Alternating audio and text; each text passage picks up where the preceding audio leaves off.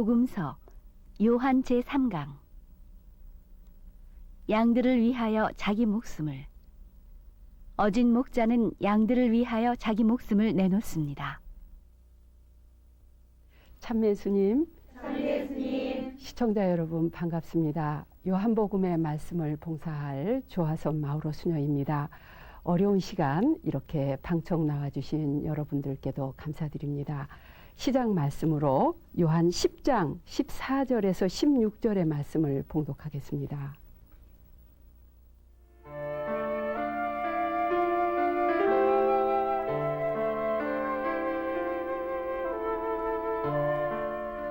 나는 어진 목자입니다. 나는 내 양들을 알고 내 양들도 나를 압니다. 마치 아버지께서 나를 아시고 내가 아버지를 아는 것과 같습니다. 나는 양들을 위하여 내 목숨을 내놓습니다. 내게는 이 우리에 들어있지 않은 양들도 있습니다.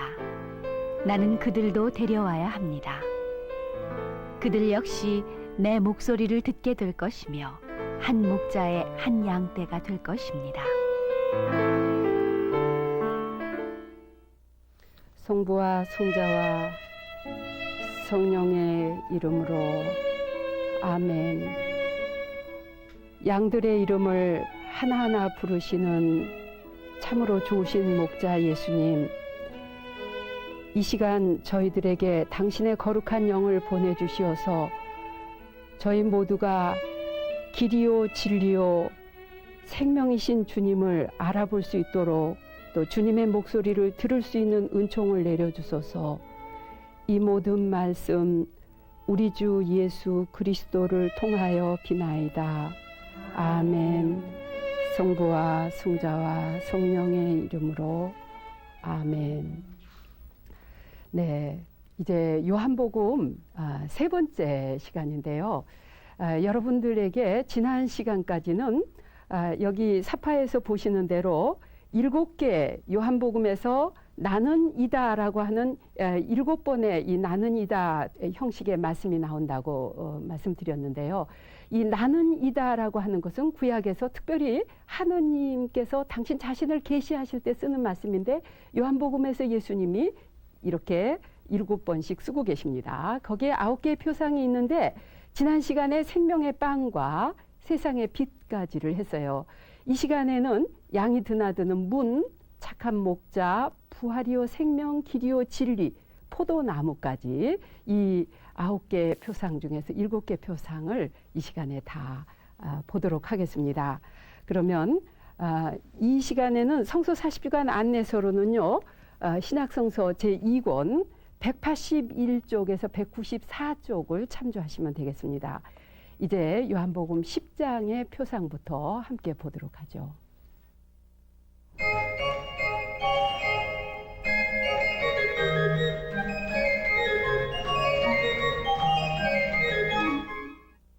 예, 요한복음서 10장에서는 예수님께서 나는 착한 목자라고 말씀을 하십니다.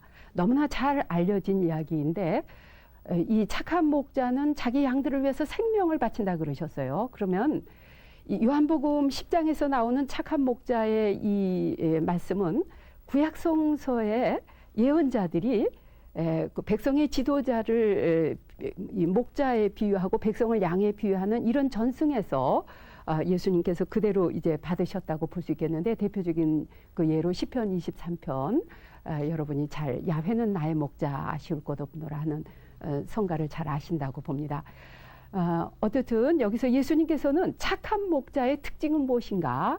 양들을 위해서 목숨을 바치는 것입니다. 그런데 비해서 삭구는 위험이 닥치면 양들을 내버려 두고 도망가는 것, 자기 목숨을 구해서 도망가고 이리에게 잡혀먹게 하는 것이 삭군이라는 것을 예로 들으시면서 예수님께서는 또 여기에서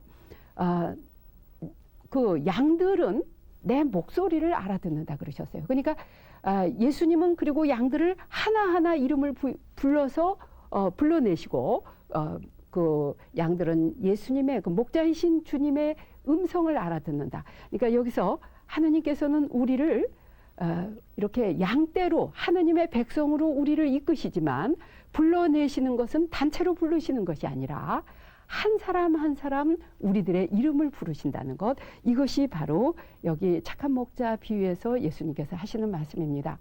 그러면서 예수님께서는 또 나는 문이라고 그러셨어요. 양들이 드나드는 문이다. 그러면 누구든지 이 문을 통해서 들어오는 자만이 구원을 받을 것이고 목초지를 찾아 얻을 것이다. 그러나 문을 통과하지 않은 자는 다 도둑이요 강도로고까지 말씀을 하셨는데, 이것은 그 시대에 그 그릇된 지도자들, 탐욕스러운 지도자들을 얘기하고 계십니다. 이 말씀이 2000년 전 예수님이 하신 말씀이지만 왜 우리들 오늘날 우리들에게까지도 이렇게 낯설지 않는가? 우리가 너무나 많은 양의 탈을 쓴 이리와 같은 지도자들, 작게 훔친 사람을 작은 도둑이라 그러면 크게 훔친 자들 큰 도둑, 우리가 정말 목자인가 보다 하고 생각을 하면 어느 틈에 이리로 나타나는 그러한 그 아픈 경험들을 우리 민족이 지금까지 너무나 많이 해왔기 때문에 이 목자와 양의 비유가 이렇게 우리들에게 절실하지 않나 하는 생각이 듭니다. 여기서 우리는 우리 목자들을 위해서 정말로 백성을 위하는 예수님과 같은 목자를 보내주십사고 기도해야 된다고 보겠습니다. 정치뿐 아니라 경제와 종교 지도자들 예외가 아닙니다. 그래서 예수님께서 누구든지 나를 통하지 않으면, 이 문을 통하지 않으면 도둑이라 그러셨는데, 말하자면 진리이신 예수님, 하느님의 말씀을 통과해서 양들을 이끌어야만이, 하느님 말씀으로 이끌 때 그 지도자가 참 지도자라는 그런 말씀입니다. 그래서 정말로 우리 지도자들이 하느님 말씀으로 양떼를 이끌 수 있는 지도자가 되지 못할 때는 예수님의 이 견책이 우리들에게 해당된다는 것을 여기서 정말 간곡히 예수님은 일깨워주고 계시는 겁니다. 이 말씀을 들으면서 시청자 여러분들께서는 그 암흑의 지도자가 사건이 아닌가 이렇게 생각하실지 모르겠는데, 남을 판단하라는 것이 아니라 나부터 내가 정말 착한 목자이신 예수님을 따르고 있는가, 하느님 말씀을 그대로 따르고 있는가, 모든 일을 결정하는 데 있어서 크고 작은 내 가사에서부터 내 작은 공동체 일을 결정하는 데 있어서 내가 사꾼의 태도인가 목자의 태도인가를 반성하라고 하시는 것이 예수님의 뜻이라고 봅니다. 그런데 예수님께서는 이렇게 말씀을 하시는데 사람들이 예수님 말씀을 듣지 않아요. 배척을 당하십니다. 그분은 자기 땅에 오셨지만 그 백성이 맞아들이지 않았다고 하는 그 서원의 말씀 계속 이루어지고 있습니다. 그러면 예수님께서는 참으로 당신이 어떤 분이신가 하는 것을 나타내시는데, 성전 봉헌 축제일에 성전을 거느리시면서 예수님이 당신이 누구신가 하는 것을 보여주고 계십니다. 그때 예수님께서 이제 10장 23절에서 24절의 말씀을 보면 성경 경내에 유대인들이 계속 질문 공세를 펴고 있는데요. 예수님께서는 뭐라고 대답하시는지 한번 그 말씀을 들어보도록 하죠. 그러자 예수께서는 내가 이미 말했는데도 너희는 내 말을 믿지 않는구나. 내가 내 아버지 이름으로 행하는 일들이 바로 나를 증명해 준다. 그러나 너희는 내 양이 아니기 때문에 나를 믿지 않는다. 내 양들은 내 목소리를 알아듣는다. 나는 내 양들을 알고 그들은 나를 따라온다. 나는 그들에게 영원한 생명을 준다. 이렇게 예수님께서 말씀을 하십니다. 그러니까 유대인들이 예수님을 따르지 않는 것은 예수님의 양들이 아니기 때문에, 목자의 음성을 알아듣지 못하기 때문에 예수님을 배척한다는 이런 것이 되는데, 그러나 유대인들은 이렇게 노골적인 예수님의 말씀을 듣고도 예수님을 배척을 해요. 그래서 여기 보면 유대인들이 2번씩이나 예수님을 돌로 치려고 하고 있는데요. 예수님께서는 이제 유대인들로부터 몸을 숨기십니다. 피하십니다. 그래서 성전을 떠나서 이제 예수님께서 피해 가시는데, 성전이신 예수님이 성전에서 유대인들을 그 반대자들을 피해서 몸을 숨기셨을 때 이제 그 건축물 성전은 더 이상 성전이 아니라는 그런 것을 볼 수가 있겠습니다. 예수님께서는 이제 그 유다인들을 피하셔서 예전에 세례자 요한이 세례를 주던 곳으로 물러가셨다고 하셨는데 여기 사파에 보시면은 유다 지역에 계시던 예루살렘에 계시던 예수님이 제자들과 더불어서 호수 건너 그러니까 요르단강 하류 쪽으로 피해 가셨다고 생각이 됩니다. 그러면 이때 여기 가서 제자들과 함께 계시는 중에 이쪽 그 유다 지역에 베타니아 지역에 있는 친구들로부터 전가를 받습니다. 예수님이 사랑하시던 라자로가 지금 위급하다고 위독하다고 하는 전가를 받으시면서도 예수님은 그냥 그대로 이쪽 북부 지역에 이 요르단 하류에 머물러 계시는 것이죠. 그러다가 예수님께서 이제 나자로가 잠들었다. 우리가 그리고 제자들이 못 알아들을 때 예수님께서는 분명히 나자로가 죽었다. 이제 우리가 가서 우리 친구 나자로를 깨우러 가자 하는 그 말씀을 하셨을 때 여기서 이제 지금 이 사파로는 이렇게 짧은 거리입니다만은 예전이면은 적어도 하루길은 좋게 걸어오는 천천히 걸으면 아마 2, 3일은 걸을 수도 있는 그런 거리라고 봐집니다. 이러한 그 거리를 떠나서 오려고 할 때 제자들이 얘기를 합니다. 만류를 합니다. 주님, 얼마 전만 해도 유다인들이 당신을 돌로 치려고 했었는데 그 유다 지역으로 다시 가시려고 하십니까? 이렇게 얘기하자 예수님께서는 이제 다시 이 제자들에게 말씀을 하시면서 빛이 있는 동안에는 사람들이 걸려 넘어지지 않는다는 이 말씀을 하시면서 이제 다시 이 베다니아 지역으로 되돌아옵니다. 그럴 때 마르타와 이 마리아가 예수님을 맞이하죠. 특별히 마르타가 예수님께 이 두 자매가 만일 스승께서 여기 계시지 않았다면 제 오라비가 죽지 않았을 것입니다. 이 말씀을 하세요. 예수님께서는 이 마르타와 마리아에게 뭐라고 말씀하시는가 하면 나는 부활이요 생명이니 나를 믿는 사람은 죽더라도 살겠고 살아서 믿는 사람은 영원히 죽지 않을 것이라고 이렇게 말씀을 하고 계세요. 예, 여기에서 이제 너 이것을 믿느냐 했을 때 마르타가 예, 주님 믿습니다. 주님께서는 이 세상에 오시기로 한 그리스도이시며 하느님의 아드님이신 것을 믿습니다. 이렇게 고백을 하는데 공감복음에 보면은 사도 베드로가 예수님께 이 신앙 고백을 하죠. 근데 요한복음에서는 여성 제자인 마르타가 베드로 대신에 이 신앙 고백을 하고 있습니다. 여기서 예수님께서는 이 나자로의 무덤 앞에 오셔서 눈물을 흘리시고 한숨을 쉬시면서 그리고 이 나자로의 죽음을 비통해 하십니다. 나자로의 죽음은 하나의 또 큰 표징인데 요한복음의 그 앞부분의 7가지 표징 중에서 가장 큰 표징이 나자로의 죽음인데요. 예수님께서 이렇게 비통해 하시는 것은 사실은 이것은 하나의 그 유대인들의 죽음 또 이스라엘 백성의 죽음 우리 자신의 죽음을 이 표상한다고도 보겠습니다. 예수님께서는 몹시 아파하십니다. 그러면서 예수님께서 무덤 앞에서 하신 이 말씀을 방청석에서 요한복음 11장 39절에서 44절의 말씀을 함께 읽어주시겠습니다. 예수께서 돌을 치워라 하시자 죽은 사람의 누이 마르타가 주님 그가 죽은 지 나흘이나 되어서 벌써 냄새가 납니다 하고 말씀드렸다. 예수께서 마르타에게 내가 믿기만 하면 하느님의 영광을 보게 되리라고 내가 말하지 않았느냐 하시자 사람들이 돌을 치웠다. 예수께서는 하늘을 우러러보시며 이렇게 기도하셨다. 아버지, 제 청을 들어주셔서 감사합니다. 그리고 언제나 제 청을 들어주시는 것을 저는 잘 압니다. 그러나 이제 저는 여기 둘러선 사람들로 하여금 아버지께서 저를 보내주셨다는 것을 믿게 하려고 이 말을 합니다.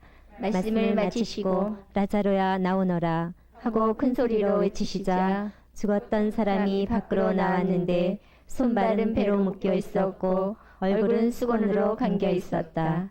예수께서 사람들에게 그를 풀어주어 가게 하여라 하고 말씀하셨다. 예, 이 나자로의 죽음 이 기사에서 이 사건에서 중요한 메시지는 무엇인가 하면 예수님께서 우리들의 생명의 주인이시라는 이런 뜻입니다.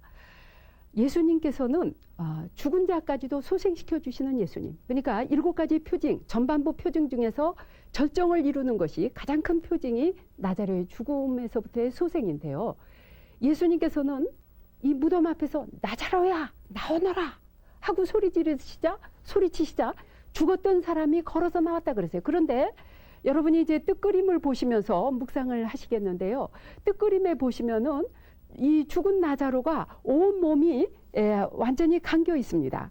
그러니까 이 하느님의 손 아래 빛이신 예수님께서 서 계시는 주변은 아주 밝고 따스한 사랑의 세계인데, 생명의 주인이신 예수님께서는 죽은 나자로에게 어둡고 음산한 무덤에서 나오너라고 명하십니다.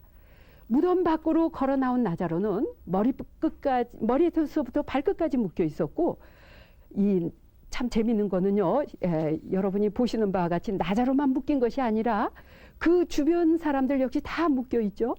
그 묶인 사람들 중에 우리 자신이 있어요.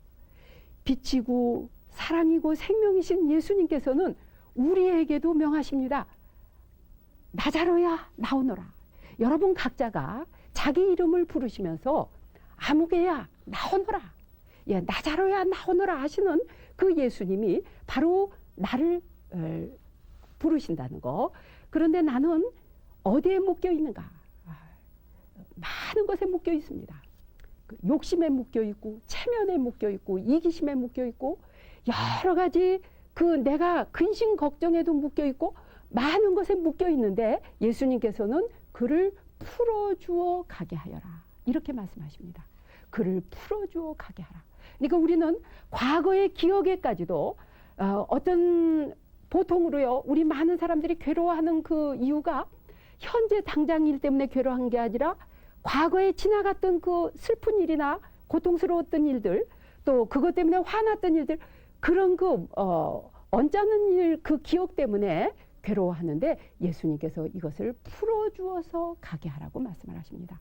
그를 풀어주어 가게 하라. 그러니까 여기서 풀어주어 가게 하는 것은 물질적인 것뿐만이 아니라 정신적인 모든 것까지 다 풀어주어서 가게 하는 것입니다.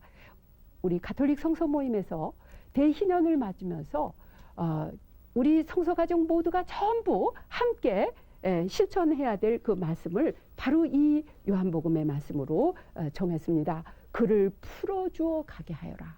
그런데 무엇을 풀어주어 가게 할 것인가? 물질적인 것뿐만이 아니라 나의 그 정신적인 것, 심리적인 것, 또 모든 관계에서의 얽매임, 모든 것을 풀어줘서 가게 하라고 하시는 이 예수님의 말씀을 우리는 계속 이제 새겨드리면서 묵상을 해야 된다고 보겠습니다. 예수님께서 이렇게 이제 나자로를 부활시키신, 소생시키신 이 사건 다음에 이제 그 베다니아에서 이 나자로가 살아난 것에 대한 아마 감사의 잔치였지 않을까 생각이 돼요. 큰 그 잔치가 벌어집니다. 그럴 때 많은 사람들이 그 잔치에 보러 왔는데 예수님의 말씀만 들으려고 오지 않고 죽었다가 다시 살아난 나자로까지 보기 위해서 왔다, 이렇게 말씀을 하고 있어요. 그러면 이제 이 12장 12절에서부터 50절 사이에는 예수님께서 영광스럽게 예루살렘에 입성하시는 그런 장면을 이제 요한사가는 기술을 하고 있는데요. 여기 예수님이 예루살렘에 입성하시는 그 이야기를 공간복음서하고 요한복음서가 조금씩 다 목적에 따라서, 기술 목적에 따라서 차이가 있다 그랬는데, 요한복음서에서는 이 예루살렘 입성 이전에 예수님의 발에 향유를 발라드린, 그래서 자기 머리털로 닦은 마리아 이야기를 하고 있습니다. 그래서 이 예루살렘의 입성은 바로 예수님 순환의 서곡이라는 뜻이 되겠죠. 예수님께서 그 유다스가 그 향유를 팔아서 왜 가난한 자들에게 안 줄 것인가 하는 그렇게 비난하는 말을 했을 때 그 여인을 그대로 놔두어라. 그는 나의 장례를 위한 것이다. 말하자면 순환의 서곡이라는 것 생각을 하시면 되겠습니다. 그리고 조금 전에 말씀드렸던 그 잔치에서 나자로까지 이제 보려고 사람들이 몰려드니까 바리사인들이 이제는 예수님뿐만 아니라 나자로도 죽이려고 했던 그 나자로 죽음의 음모 사건을 이제 예루살렘 입성 앞에다 놓고 예루살렘 입성하신 다음에는 이 멀리서 헬라인들이, 그러니까 그 당시 전 세계 이방인들을 대표로 하는 그리스인들이 예수님을 찾아옵니다. 이것으로서 예수님께서는 내 양들은 내 목소리를 알아듣는다. 그리고 이 우리에 속하지 않은 다른 양들도 있다 하신 그 말씀을 여기서 새롭게 우리에게 보여주고 있다고 보겠습니다. 그래서 예수님의 구원은 이스라엘 백성뿐만이 아니라 하느님께서 선택하신 그 선민뿐만이 아니라 전 세계 또 세세대대의 세상 끝에 이르기까지 세상 만민을 위한 구원이라는 것을 여기서 요한복음 사가는 얘기를 하고 계세요. 그러면 이것으로서 요한복음서 12장 44절에서부터 50절 사이에서는 예수님께서 하신 그 전반부의 모든 것을 다 요약을 하시는데요.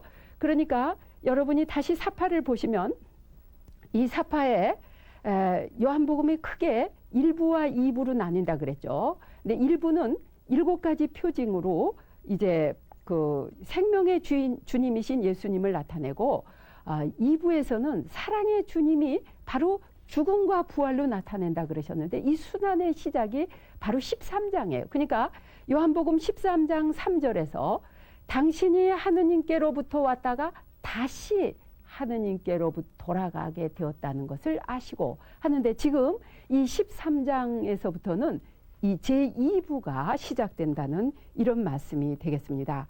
그러면 이제 13장에서부터 유언하시는 예수님의 말씀을 들어보도록 하겠습니다.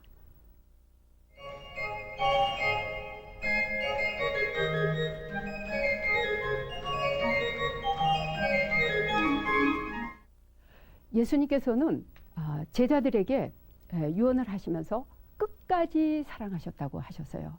예수님의 그 끝까지 사랑하시는 예수님. 그러면서 이제 이 예수님께서 뭐라고 말씀을 하시는가 하면 이제 너희는 예수님의 이 13장에서부터 첫 번째 이제 말하자면 고별 강론이 나오게 되는데요. 예수님의 고별 강론 3가지로 나오고 있는데 그 첫 번째 고별 강론이 이제 13장부터입니다. 그래서 예수님의 이 말씀, 특별히 13장 12절에서부터 15절의 말씀을 들어보도록 하겠습니다.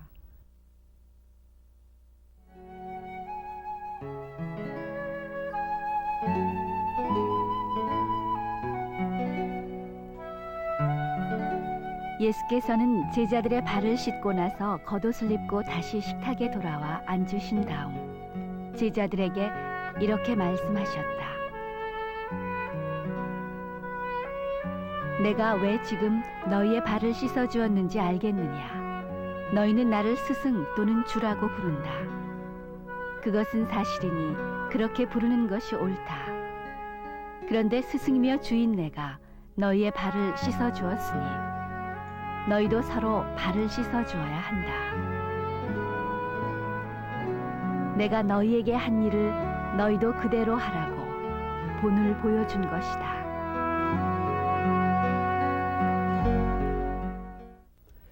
예수님께서 고별강론의 첫 번째 하신 행동이 뭔가 하면 제자들의 발을 씻겨주시는 것입니다. 여기서 발을 씻겨주시는 의미를 설명하시고 계세요. 스승이요 주인 내가 너희들의 발을 씻겨주니 너희도 서로 그렇게 해라. 이렇게 예수님께서 말씀을 하시는데 이 인간의 이 신체 부위에서요 가장 낮은 부위가 발이죠. 근데 그 발을 씻기 위해서는 구부려야 됩니다. 그리고 고개를 깊이 숙이고 구부려야 되는데 발은 가장 더러워지기 쉬운 부분 아닙니까? 이 발을 씻길 때 여러분이 화면에 사파에서 보시는 것처럼 베드로가 주님 제 발을 씻기십니까? 하고 만류했을 때 예수님께서 그 제자들의 발을 하나하나 씻겨주십니다. 근데 그 발 씻는 대야에 예수님의 얼굴이 비추고 있지 않습니까? 내가 내 자신을 한껏 낮춰서 내 형제의 발을 씻겨줄 때 거기에서 예수님의 얼굴을 보게 되는 자는 복된 자라는 것을 예수님께서는 가르쳐 주시기 위해서 이렇게 우리에게 모범을 보여주고 계십니다. 그래서 우리가 이 발을 씻긴다는 거, 그러니까 예수님이 순환복음에서 이 13장은 아주 순환복음의 적극적인 본격적인 순환복음의 시작인데 첫 번째 행동이 발을 씻겨주는 거예요. 발을 씻겨주는 것으로 순환복음이 시작이 되는 것입니다. 그러면 발을 씻겨주기 위해서는 우리가 다른 사람을 필요로 하죠. 혼자서 자기 발도 씻을 수 있겠지만 예수님께서는 내가 너 발을 씻으라고 하지 않고 서로의 발을 씻겨줘라. 그러면 다른 사람의 발을 씻겨주라는 말이거든요. 특별히 공동체 형제들의 발을 씻겨주기 위해서는 내가 다른 사람과 함께 살아야 하는 공동체를 전제로 하고 있습니다. 그래서 우리들의 구원은 공동체의 구원입니다. 공동체에서 발 씻겨줄 사람이 필요로 한 것이죠. 그래서 발을 씻겨준다는 것은 바로 내가 다른 형제에게 그의 그 더러운 부위를 씻겨주는 거예요. 근데 발을 씻겨줄 때요, 너 그 발 더러워 하는 거 지적이에요. 누구든지 발 더럽다, 지적은 얼마든지 쉽게 해요. 너 발에서 냄새 난다, 얼마든지 지적할 수 있는데 그것을 지적하지 말고 예수님은 사도들에게 한마디도 지적하지 않으셨어요. 그냥 먼저 씻어주신 거예요. 그리고 너 발 다시는 더럽힐래 이거 협박이죠. 예. 그런데 발은요, 더러워지는 게 아주 지극히 당연한 겁니다. 그리고 발은 또 아무 오물을 묻히지 않는다 할지라도 적어도 하루에 한 번 씻어야 되죠. 1년 동안 1년에 한 번 발 씻으시는 분 계세요? 예, 아마 본인도 여러분 자신도 못 견디겠고 주변 사람들도 못 견딜 것입니다. 발은 매일 씻어야 되는 것입니다. 매일 씻어야 되고, 그리고 다른 사람의 이 발이 더러워진 것은 아주 지극히 당연한 것처럼 내 발이 더러워지는 것도 당연한 거예요. 내 발은 왜 맨날 더러울까? 자학하지 말라는 거예요. 그리고 저 사람 발이 더럽다 지적하지 말라는 겁니다. 발은 더러워지게 말해. 그러면 말없이 씻겨주는 게, 이것이 공동생활이고 이것이 사랑의 공동체예요. 예수님께서 주신 사랑의 계명인 것입니다. 그러면 공동체에서 우리가 공동체에 함께 사는 사람들의 잘못을 지적하기는 너무나 쉬운데, 이 발을 씻겨주라는 것이 물리적인 그 발뿐만이 아니라 그의 성격적인 결함, 그의 모자라는 점, 그의 그 죄까지도, 잘못까지도, 더러운 부분을 얼른 말없이 내가 먼저 씻어줄 때 이것이 사랑의 공동체예요. 그러면 어떤 공동체에서 티각티각하고 얼굴이 붉어지고 큰 소리가 나는 것은 서로 발 씻겨주지 않고 지적만 할 때 큰 소리 납니다. 그럴 때 내 발이 더러운 것도 내가 속상한데 남이 지적해주면 더 화가 나죠. 이렇게 해서 싸움이, 분쟁이 일어나는데, 예수님께서 유언하시는 그리스도 공동체의 특징은 무엇인가 하면 서로 발을 씻겨주는 공동체, 지적하지 말고 씻겨줘라 하는 것. 이 예수님의 유언을 실행할 때 우리는 그리스도 신자가 되는 것입니다. 그리스도인이라고 할 수 있는 것이에요. 그런데 이것이 쉽지 않은 거예요. 이것이 고통입니다. 내 자존심을 그 상대방의 발 아래까지 낮추지 않으면, 그리고 그 더러운 냄새를 맡지 않으면 내가 상대의 발을 못 씻어주기 때문에 이것이 순환인 것입니다. 그래서 공동체는 순환의 현장인 것입니다. 발을 씻겨주는 공동체. 그래서 그리스도 신자들 말고도요, 많은 사람들이 군대에서도 공동생활하고 단체생활 다 하지 않아요? 여러 군데서 우리가 사회적인 동물이기 때문에 단체생활합니다.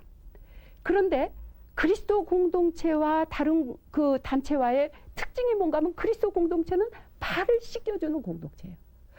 그래서 사람들이 보고, 보라 저들이 서로 얼마나 사랑하는가 하고 말할 수 있을 만큼 발을 씻어주는 거. 그래서 이렇게 발을 씻긴 다음에 예수님께서 주신 계명이 너희는 서로 사랑하라.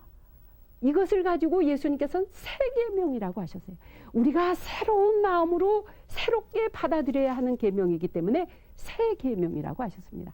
발을 씻겨주는 이 그리스도 신자가 되라고 하시는 이 말씀이 바로 이 첫 번째 고별 강론의 핵심이라고 보겠습니다. 그러면 이제 다시 고별 강론 이어서 14장 23절에서 26절의 말씀을 봉독하겠습니다.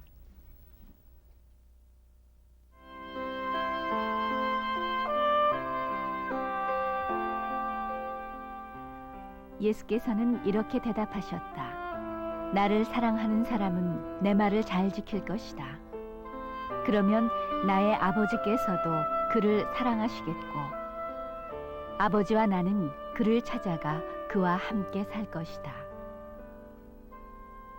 그러나 나를 사랑하지 않는 사람은 내 말을 지키지 않는다. 내가 너희에게 들려주는 것은 내 말이 아니라 나를 보내신 아버지의 말씀이다. 나는 너희와 함께 있는 동안에 여러 가지 이야기를 들려주었거니와 이제 아버지께서 내 이름으로 보내주실 성령 곧 그 협조자는 모든 것을 너희에게 가르쳐 주실 뿐만 아니라 내가 너희에게 한 말을 모두 되새기게 하여 주실 것이다.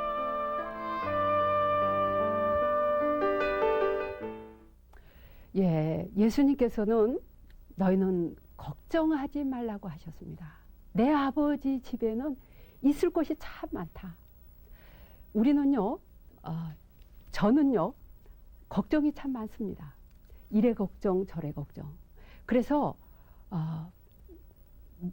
저뿐만 아니라 제 주변에 많은 분들도 그런 것 같아요. 그래서 우리 마음에 걱정 공장이 차려져 있어요. 훌가동 중입니다. 항상 걱정을 만들어서 생산해내고 있어서 불황이 없어요. 내가 이 생산품은 아주 즉시 팔립니다. 내가 걱정을 해서 생산을 해놓으면 내 주변에 가까운 사람부터 즉시 옮겨가서 수심에 잠겨버립니다. 걱정 근심에 잠겨져 버리는데 예수님께서는 걱정하지 말라 그러십니다. 그래서 예수님의 복음은 기쁜 소식이에요. 그리고 내 아버지 집에는 이런 사람도 있을 수 있고 저런 사람, 누구든지 있을 곳이 참 많다는 거예요. 저는요, 저하고 다른 사람은 틀렸다고 생각을 많이 했어요. 나하고 다르다는 것을 저는 우리말에서 다르다와 틀리다가 다르죠. 근데 저하고 다르면 무작정 저 사람 틀렸다.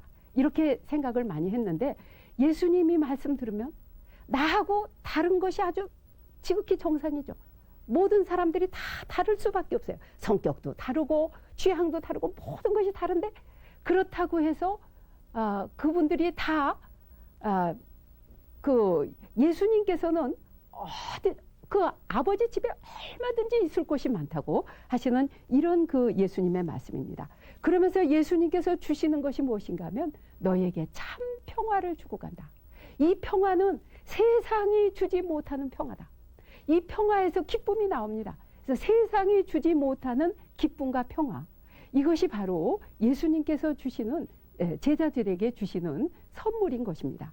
특별히 여기에서 이 제자들에게 평화를 주시면서 예수님께서는 나는 길이요 진리요 생명이라고 이렇게 말씀을 하시면서 예수님께서 이 당신의 영을 보내주시겠다고 말씀을 하셔요. 거룩하신 영. 근데 공간복음에서 보면 성령께서 예수님을 광야로 내몰았다. 이렇게 성령이 주체가 되시는 데 비해서 이 요한복음에서는 예수님이 주체가 되십니다.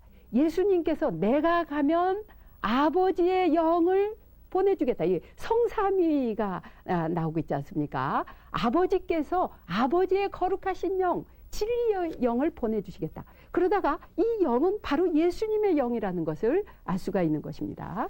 그래서 이 요한복음에서 보면 특별히 이 예수님께서 이 영을 강조하고 계세요. 누구든지 물과 영으로 새로 나지 아니하면 하느님 나라에 들어가지 못한다. 이 영의 복음인 것입니다. 그래서 영을 알아듣기 위해서는 영의 비추심을 받아야 되는 것입니다. 시편 35편에 보면 주님 당신의 빛으로 빛을 보옵니다. 그러니까 주님의 빛을, 주님의 성령을 보내주시지 않으면 우리가 그 영을 받아들일 수 없고 알아볼 수도 없다는 그러한 말씀. 그래서 우리가 말씀을 읽기 전에 항상 그 성령의 비추심 기도하는 이유가 바로 여기에 있는 것이죠. 그런데 예수님께서 이렇게 유언의 말씀을 하시는데 제자들은 못 알아듣습니다. 그 제자들이 못 알아듣는 제자들의 대표로 토마가 먼저 나옵니다. 예수님께서 나는 길이다. 아버지께로 가는 길이다. 하고 말씀을 했을 때 토마는 주님 우리가 당신이 어디로 가시는지도 모르는데 어떻게 그 길을 알 수 있겠습니까? 그러니까 요한복음에서 보면요. 시종일관 니고데모에서부터 사마리아 여인 뭐 쭉 이렇게 나오면서 어떻게 그럴 수가 있겠습니까? 못 알아듣는 말들이죠. 그러니까 예수님께서 영으로 말씀하시지만 육으로 알아듣기 때문에 못 알아듣는 것입니다. 그럴 때 예수님께서 내가 길이다. 예, 이렇게 말씀을 하고 계세요. 그러면은 예수님께서 이 내가 길이다 하고 말씀을 하실 때 어떤 길인가? 예수님은 내가 행한 그대로 너희도 따라서 가라. 내 길을 따라서 가라. 예수님은 어떻게 하셨습니까? 예수님은 양들을 위해서 목숨까지 바치는 그 착한 목자였었고, 양들이 드나드는 그 진리의 문이셨고, 무엇보다도 형제들의 스승이요 주이면서도 제자의 발들까지, 그러니까 한 사람의 제자뿐 아니라 자기가 좋아하는 제자뿐 아니라 사랑하는 제자뿐 아니라 자기를 배반할 제자까지도 끝까지 사랑하시면서 발을 씻겨주시는 그 길, 이게 순환의 길입니다. 그런데 요한복음서의 순환의 길은 바로 영광의 길이에요. 그러면 예수님을 따라서 아버지께로 가는 길은 무엇인가 하면 형제들의 발을 씻기는 길, 성목요일에 한번 예식 때 발을 씻기는 것으로 끝나는 것이 아니라 매일매일 우리 일상생활에서 씻고 또 씻고 더러우지만 하루에 몇 번이라도 새로 씻겨줘야 되는 그 길이 바로 예수님의 길인 것입니다. 우리가 이 예수님의 길을 못 가기 때문에 우리는 기쁨이 없어요. 그리고 우리가 남의 그 발에 더러운 것을 지적만 하고 씻겨주지를 않기 때문에 공동체에 평화가 없는 것입니다. 그리고 공동체가 서로 얼어붙는 것이에요. 내가 또 지적받지 않을까? 또 내가 비난받지 않을까 하는 이런 그 두려움이 쌓이는 공동체인데 예수님께서 너희는 두려워하지 말아라. 사랑이 있는 곳에는 두려움이 없다고 하시는 이 말씀을 여기서 볼 수가 있겠습니다. 그런데 이 아버지 얘기를 하시니까 필리포가 또 제자 중에서 예수님께서 질문을 합니다. 주님, 아버지를 좀 뵙게 해주시면 한이 없겠습니다. 저희에게 아버지 좀 뵙게 해주세요. 예수님께서 사실 요한복음서 보면은요, 아버지 말씀이 다른 공간복음보다 훨씬 많이 나옵니다. 예수님은요, 아버지께로부터 왔다가 아버지께로 돌아가시는 분이라 그랬어요. 예수님만큼 아버지 얘기 많이 하신 분이 없어요. 근데 더구나 순환복음에 올수록 아버지 얘기가 점점 많이 나오는데 정말 아버지가 누군지 보고 싶거든요. 아버지 좀 보게 해주십시오. 하느님 좀 보게 해주십시오. 저도 그렇게 기도한 적이 여러 번 있었습니다. 꿈에라도 좋으니 예수님 얼굴 한번 보게 해주세요. 하느님 좀 보게 해주세요. 그런데 예수님은 바로 이 요한복음의 14장의 말씀으로 우리에게 말씀하십니다. 네가 지금까지 나와 함께 있었으면서도 아직도 나를 모른단 말이냐? 아버지를 모른단 말이냐? 예수님을 보는 자가 곧 아버지를 보는 것이에요. 예수님 누구신가? 진리의 영이십니다. 예, 진리를 따라 사는 사람들, 빛을 따라 사는 사람, 예수님의 말씀을 따라 사는 사람, 하느님의 말씀을 따라 사는 사람은 아버지 안에 있는 것, 아버지를 본다는 것이에요. 그래서요, 요한복음 전반부에 보면 눈에 보이는 표징이 막 일어나죠. 소경을 치유시켜 주시고 죽은 자까지 살리시는 그런 그 표징이 많이 나오는데 비해서 후반부에서는요, 표징이 거의 없어지고 말씀이 중심이 되는 것입니다. 영이 중심이 되는 거예요. 하느님의 거룩하신 영, 아버지의 영, 예수님의 영, 예수님의 말씀, 하느님의 말씀 안에서 예수님을 만나는 것, 이것이 요한복음의 예수님입니다. 그래서 우리가 그 예수님을 너무 육적으로만 생각을 하려고 할 때 이게 문제가 좀 있다는 거예요. 이 제자들처럼 사실 누군가가요, 여러분들에게 혹시 예수님 어디 발현하셨다, 나타나셨다, 그러면 그건 문제 있습니다. 예수님께서 이제부터 현존하시는, 이 지상에 현존하시는 방법은 예수님 육의 부재입니다. 예수님은 육으로 부재하세요. 계시지 않고 영의 실제입니다. 영의 임재입니다. 예수님께서는 영으로 임재하시고 말씀으로 임재하세요. 그래서 우리가 이 예수님의 말씀을 받아들일 때 성서의 말씀을 우리가 그냥 책 읽듯이 읽는 것이 아니라 정말로 생명의 말씀으로 이 살아계시는 하느님의 말씀으로 내가 주님의 영으로 받아 읽는 거기에 하느님 아버지 계신다는 겁니다. 그러니까 내 마음이 하느님 말씀을 읽을 때 뜨거워질 때 하느님 아버지 뵙는 거라고 여러분 생각하셔도 되겠습니다. 그래서 이러한 그 예수님 말씀이 나오고 있습니다. 이제 예수님의 주요 가르침을 이제 말씀을 하셨는데요. 두 번째 고별 강론이 15장에 나오고 있습니다. 이 15장에서부터 16장 4절까지가 두 번째 고별 강론의 내용인데요. 먼저 뜻그림을 보시면서 잠시 이 15장의 묵상을 하시겠어요.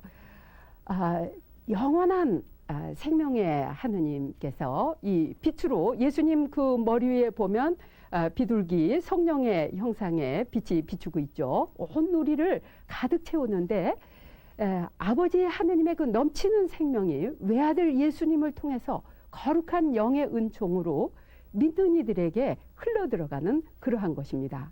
이 나무에 붙어 있는 자는 살 것이고 그 나무에 붙어 있지 않고 나무에서 떨어져 나가는 자는 메말른다는 그 버려져 그 밖에 버려져 쓸모 없어진다는 이러한 그 15장의 놀라운 정말 깊은 이 포도나무와 포도가지의 그 비유, 이것은 10장 10절에서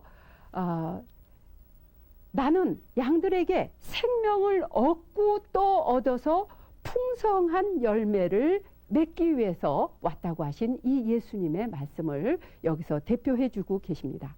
그러면서 예수님께서는 다시 이 포도나무에 비유해서 여러 가지 교훈을 주시면서 이제 이 두 번째 고별 강론을 마치시는데요.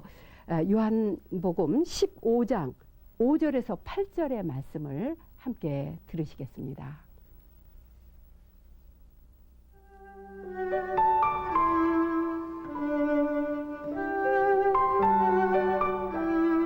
나는 포도나무요 너희는 가지다.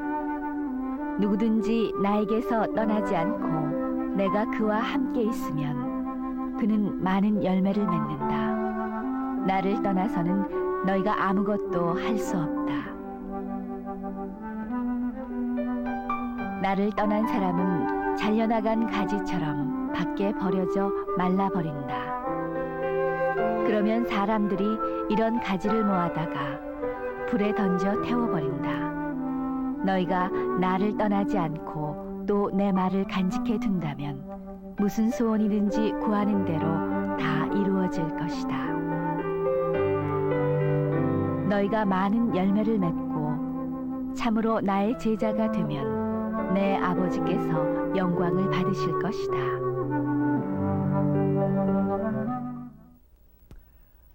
예, 너희 가운데 나의 말이 머무르고 그리고 너희가 이 말씀을 실천할 때 아버지께서 영광을 받으실 것이라고 이렇게 말씀을 하고 계십니다. 내가 포도나무고 예수님께서는 나는 포도나무요 너희는 그 가지다. 그러니까 예수님께 붙어있지 않은 사람은, 그리스도인은 아무리 세례를 받았다 할지라도 가지가 나가버린 그 가지가 생명이 없는 것처럼 생명이 없다는 것이에요.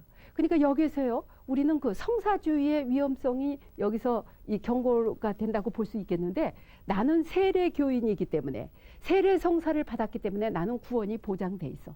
나는 어떤 교회 다니고 나는 교회에서 어떤 직책을 맡았고 얼마만큼 봉사를 하기 때문에 나는 구원이 보장된 사람이야.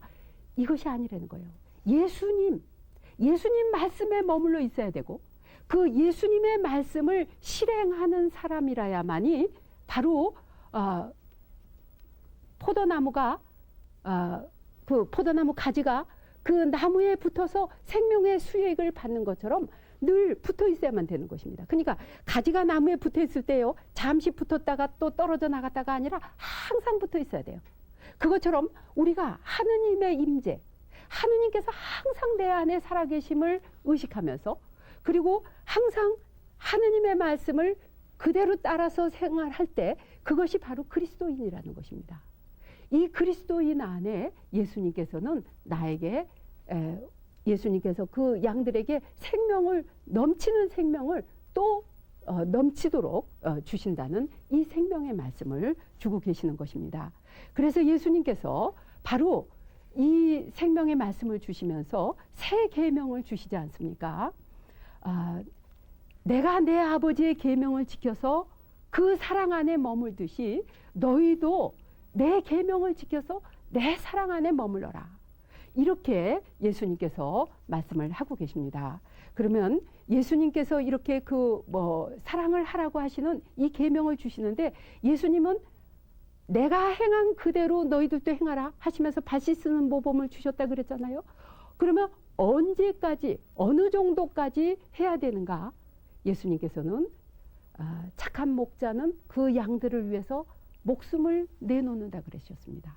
죽기까지, 생명을 바쳐서 죽기까지 주님을 따르지 않으면 그 포도나무에 붙어 있지 않는다는 말이에요.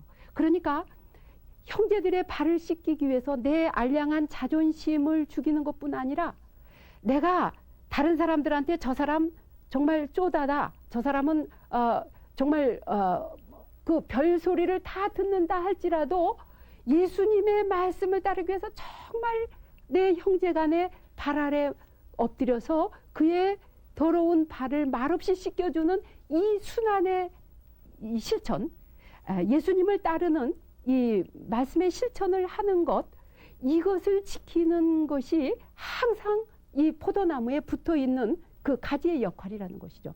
그래서 이렇게 예수님의 말씀을 따르는데 한두 번 따르는 것이 아니라 죽기까지 예수님의 말씀을 따라야만이 예수님과 함께 가는 그러한 그 믿음의 관계라는 것, 이것을 예수님께서는 여기서 말씀을 하고 계십니다. 예수님과 우리들과의 그 관계, 여기서 참 중요한 것이 관계라는 것입니다.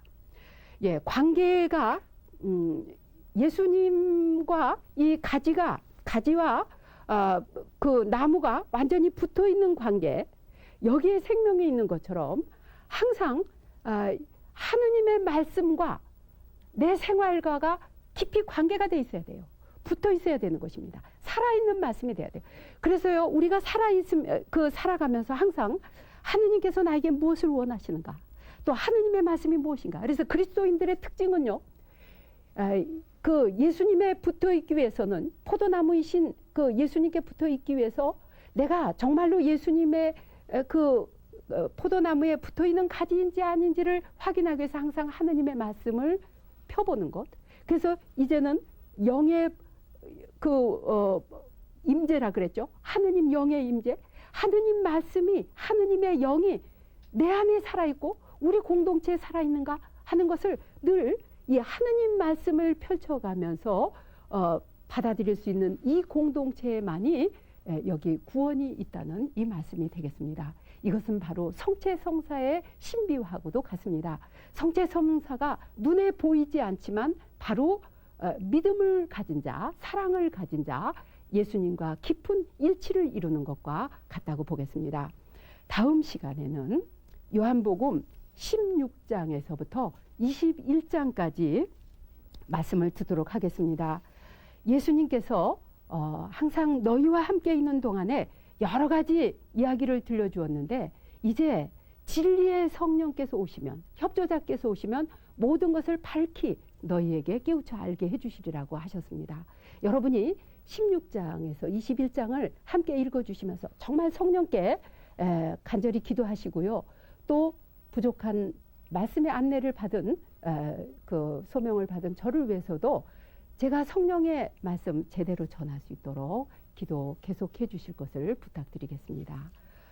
마침 기도 드리겠습니다. 성부와 성자와 성령의 이름으로 아멘. 내 계명을 받아들이고 지키는 사람이 바로 나를 사랑하는 사람이며, 나를 사랑하는 사람은 내 아버지께 사랑을 받을 것이다.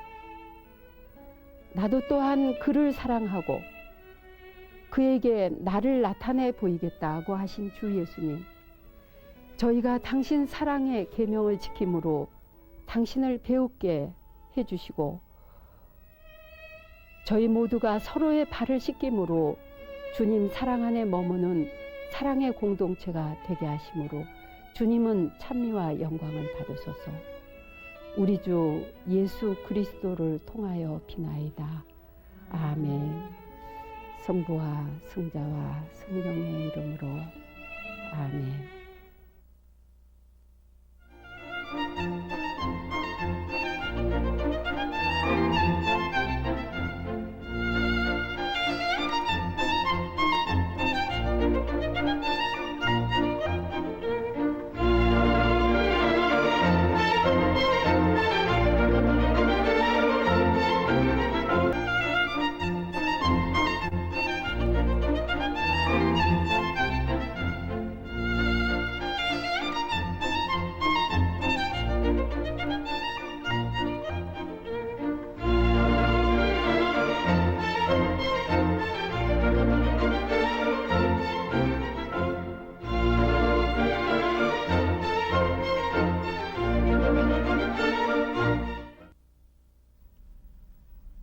복음서 요한 제4강. 누구를 찾고 있느냐? 예수께서 마리아에게 왜 울고 있느냐, 누구를 찾고 있느냐 하고 물으셨다. 참 예수님, 시청자 여러분 반갑습니다. 요한복음 마지막 시간 안내를 맡은 조화선 마오로 수녀입니다. 이 시간에 이렇게 귀한 시간 또 봉헌해 주시는 방청객 여러분께도 감사드립니다. 시청자 여러분 모두에게 주님의 축복을 빌면서 시작 말씀으로 요한 18장 7절에서 11절의 말씀을 봉독하겠습니다.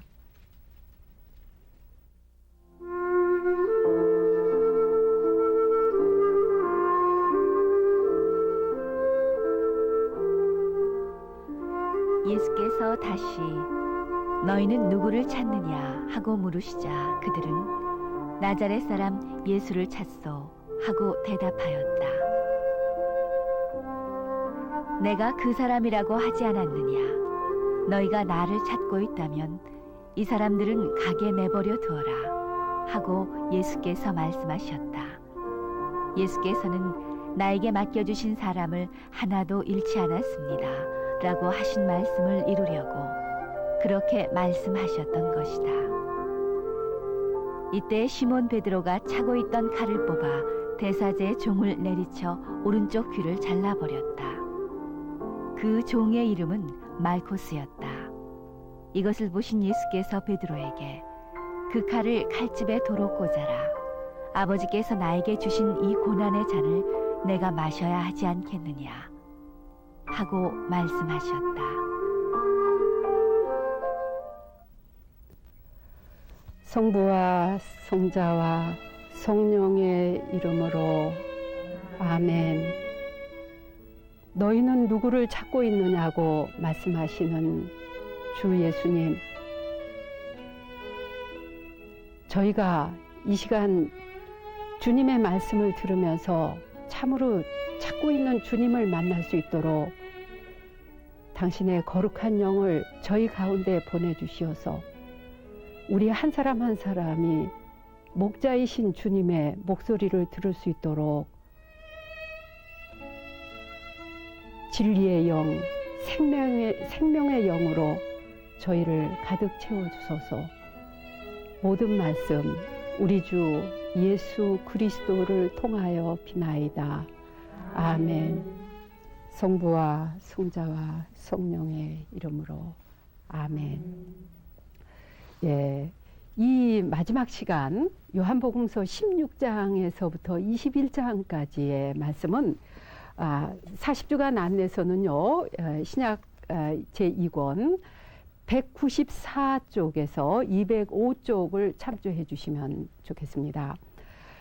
여기 예수님께서 이제 세 번째 마지막으로 고별 강론을 하시는데요. 16장 4절부터 시작되는 고별 강론을 들으시기로 하겠습니다.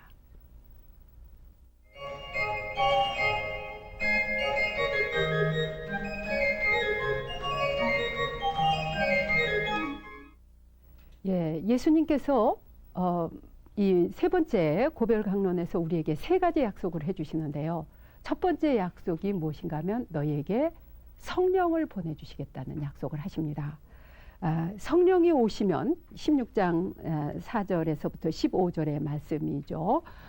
진리를 너희에게 깨우쳐 주시고 그리고 너희가 아직까지 이해하지 못하던 것을 이해할 수 깨닫게 되리라는 이 성령의 약속을 해주십니다. 두 번째 약속은 너희의 슬픔은 기쁨으로 변하리라. 지금은 너희가 내가 떠나간다는 말을 듣고 슬퍼하지만 그러나 너희 슬픔이 기쁨으로 변할 것은 왜 그러냐면 내가 다시 올 것이기 때문에. 그러면 예수님의 다시 오심은 진리의 영으로 오시는 것입니다. 성령으로 오시는 것. 지난 시간에 말씀드렸던 것의 계속입니다. 그리고 여기서 중요한 것은 너희가 아버지께 청하면 구하면 무엇이든지 너희가 받을 것이다. 구하여라 받을 것이다. 그러면 너희 기쁨이 충만할 것이다. 이렇게 말씀을 하고 계시죠. 그 다음에 예수님께서는 이 승리를 약속해 주십니다. 그러니까 이제 십자가의 죽음이 바로 예수님의 승리라는 것. 나는 아버지께로부터 왔다가 아버지께로 다시 돌아간다. 그러면 예수님께서 아버지께로부터 파견 받으시고 그 사명을 다 마치셔서 순환과 죽음을 통해서 돌아가시는 이것. 그러니까 요한복음에서는요, 예수님의 십자가 죽음이 예수님의 승리와 영광입니다. 그래서 영광의 길입니다. 순환의 길은 영광의 길. 이러한 것을 지금 예수님께서 말씀을 하십니다. 예, 그럴 때 제자들이 마침내 여기 16장 그 28절에서 이 예수님 말씀 끝나고 16장 30절에서 신앙 고백을 합니다. 우리는 주님께서 하느님께로부터 오신 분임을 믿습니다 하고 신앙 고백을 하고 있어요. 이 신앙 고백을 들으시고 예수님께서 너희가 이제서야 믿느냐? 그러나 이 믿음이 다시 그 흔들리리라는 예고를 하시죠. 너희가 이제 흩어질 것이다. 나를 버리고 흩어져 나갈 것이다는 이 예고를 하시는데 이것은 제자들의 사기를 꺾기 위해서라거나 또는 책망하기 위해서 하시는 말씀이 아니라 제자들의 약함을 미리 예고하심으로써 그들에게 격려와 용기를 주려고 하시는 이런 말씀이 되겠습니다. 이렇게 하시면서 예수님께서는 제자들을 위한 기도를 계속하시게 됩니다. 이것이 17장의 기도인데요. 이 17장의 기도 참으로 아름다운 기도입니다. 이 대사제의 기도라고도 하는 이 기도문에서 아버지 때가 왔습니다.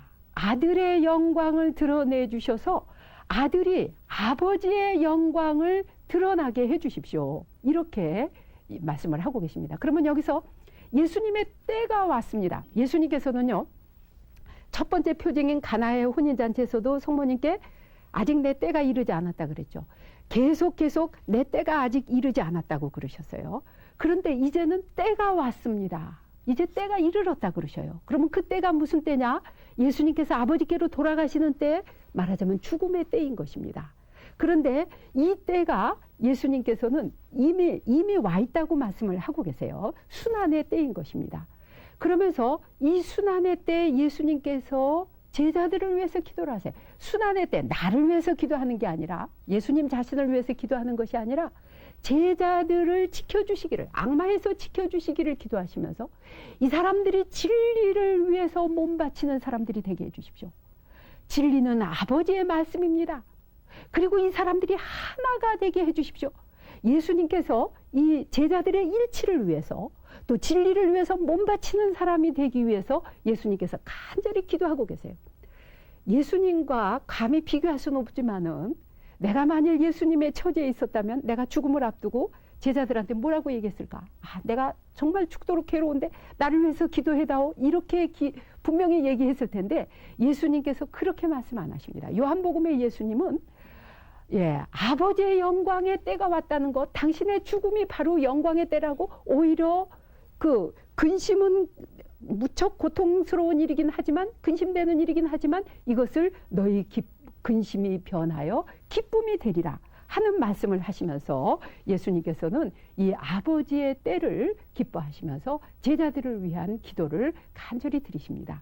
17장 20절에서부터 22절의 말씀을 봉독하겠습니다.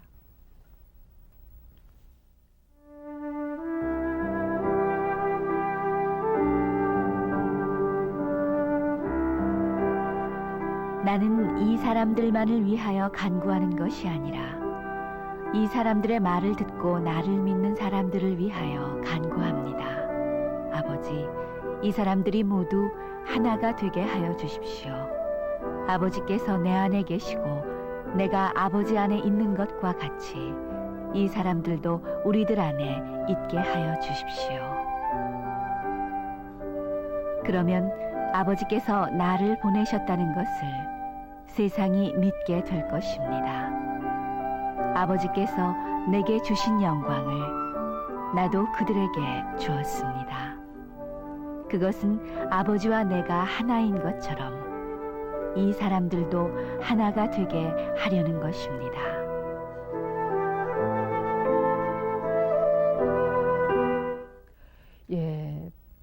예수님께서 아버지와 내가 하나인 것처럼 이 사람들도 하나가 되게 해주십시오. 이 사람들이 하나가 되고 서로 사랑하는 것을 보고서는 이 사람들이 바로 나의 제자라는 것을 알게 되리라는 이 말씀입니다. 그런데 역사적으로 볼 때 우리 그리스도 교회는 이 말씀을 개인으로도 물론 못 지킨 사람들이 대부분이었지만 참으로 많았지만 공동체로도 못 지켰습니다.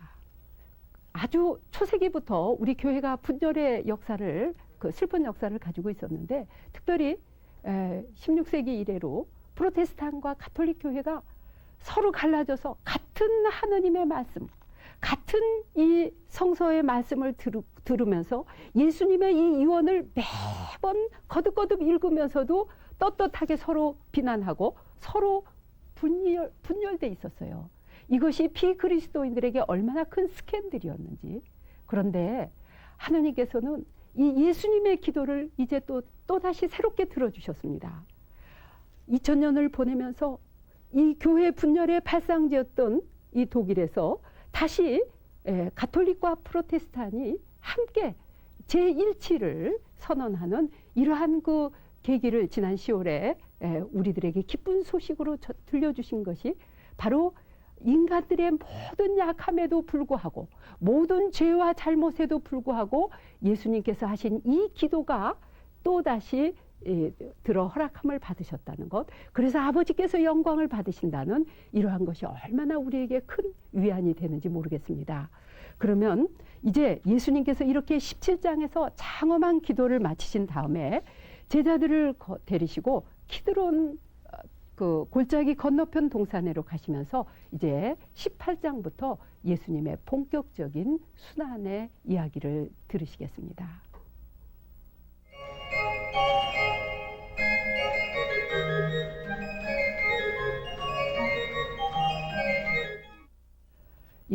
예수님께서는 동산에서 기도하시면서, 그러니까 배반자 유다스가 다 알고 있는 그 장소에 예수님 가셨습니다. 그리고 이 예수님의 순환이 그 어떤 사람들의 음모 때문에 나온 것도 아니고 악의 때문에도 아니고 예수님 스스로 자발적으로 당하시는 순환이라는 것을 여러 가지로 복음사가는 증명을 하고 있습니다. 그러니까 동산에 그 배반자가 잘 아는 장소를 택하신 거 하며, 그리고 여기에서 공간복음서에는 예수님이 피땀 흘리시는 기도가 나오는데 요한복음서는 그 장면을 건너뜁니다.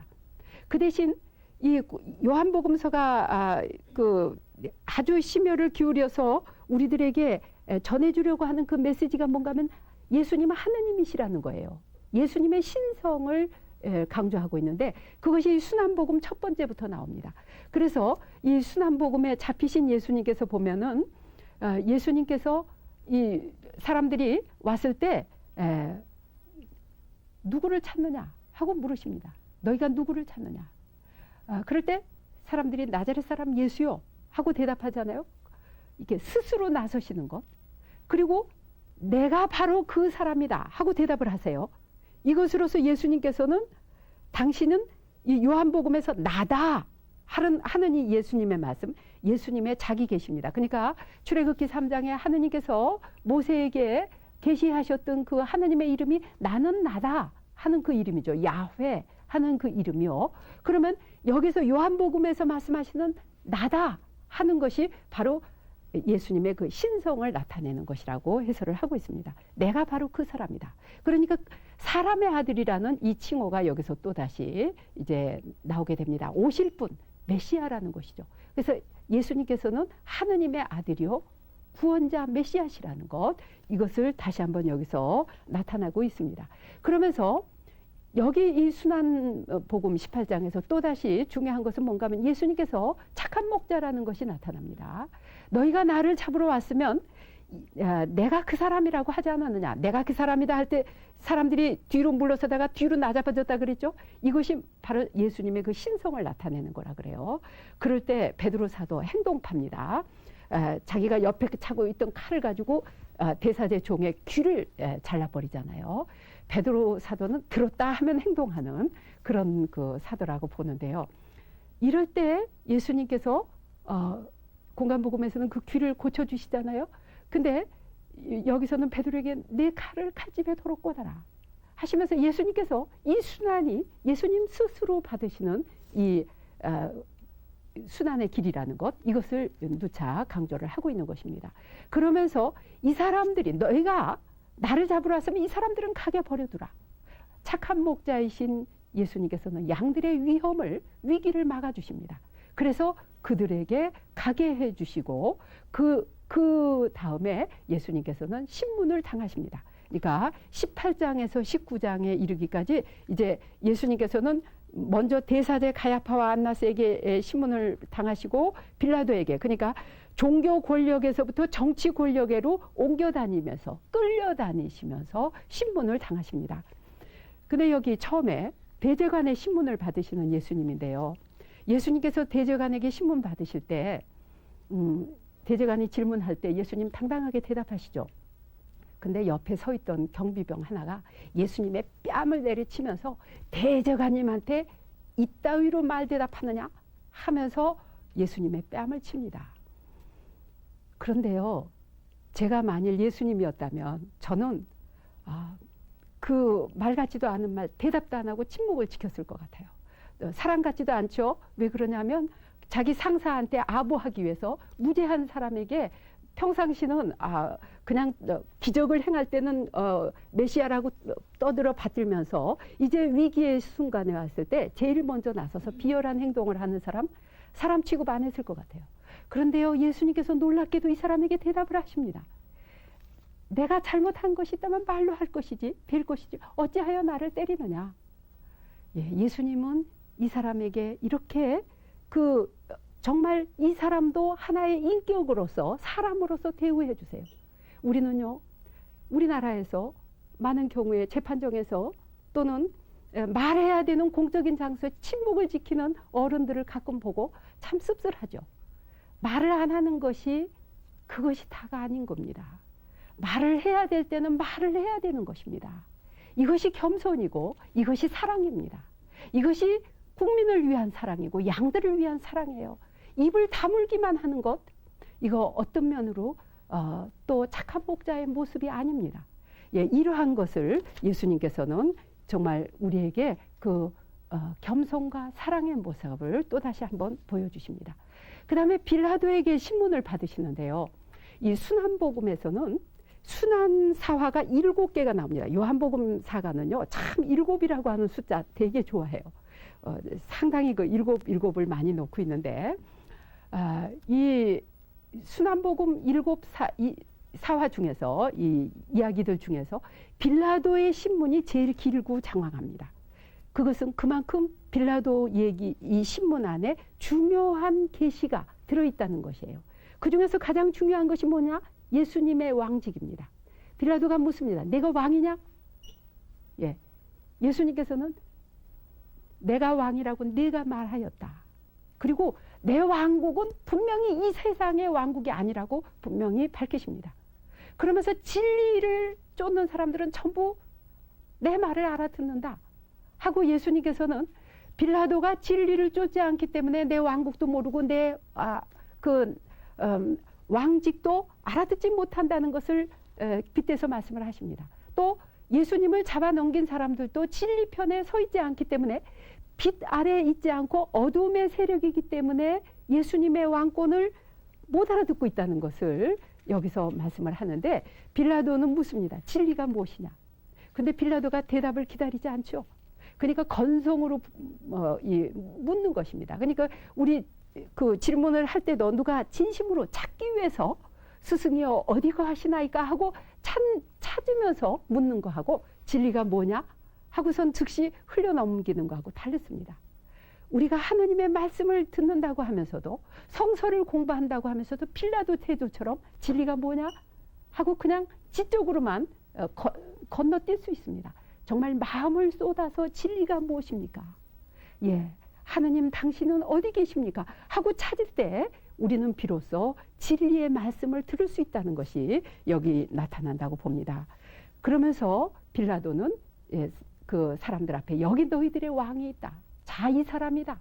하고 말하는데, 이것이 바로 사람의 아들을 나타내는 신비의 칭호입니다. 이 공동 번역에서는 이러한 것이 잘 나타나지 않는데, 여러분들이 200주년 성서를 함께 읽으시면 여기에서 예수님께서 우리를 십자가에서 다스리시는 왕, 순환과 고통을 통해서 예수님께서는 우리 마음을 다스리시는 세세대대 이르기까지, 세상 마칠 때까지 우리 믿는 이들의 마음 안에 하느님 나라를 이룩하시는 왕직을 수행하신다는 것, 시청자 여러분께서 깨닫게 되시리라고 생각이 됩니다. 요한복음 19장 27절에서부터 29절의 말씀을 봉독하겠습니다.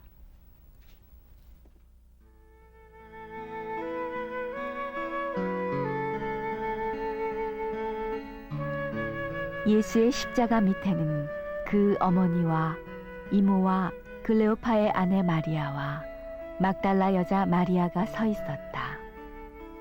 예수께서는 당신의 어머니와 그 곁에 서 있는 사랑하시는 제자를 보시고 먼저 어머니에게 어머니, 이 사람이 어머니의 아들입니다 하시고 그 제자에게는 이분이 내 어머니시다 하고 말씀하셨다. 이때부터 그 제자는 마리아를 자기 집에 모셨다.